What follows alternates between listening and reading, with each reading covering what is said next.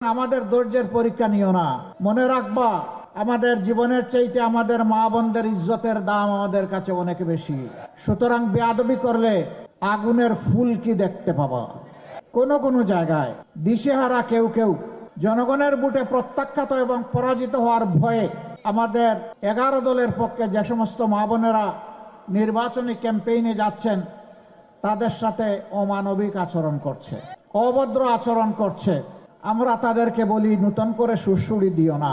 আমাদেরকে পরীক্ষা করার কিছুই নেই। দলটি এমন, তার কর্মীরা এমন, তার শুভাকাঙ্ক্ষীরা এমন, তাদেরকে যারা ভালোবাসে তারা এমন যে হিমালয় পর্বতের সামনেও তারা মাথা নত করে না।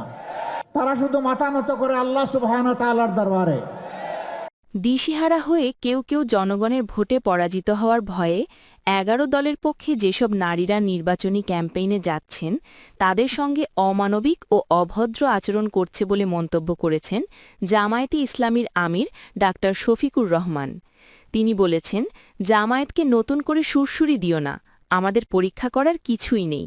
দলের কর্মীরা এক আল্লাহ ছাড়া হিমালয়ের সামনেও মাথা নত করে না, ধৈর্যের পরীক্ষা নিও না। সুতরাং বেয়াদবি করলে আগুনের ফুলকি দেখানো হবে।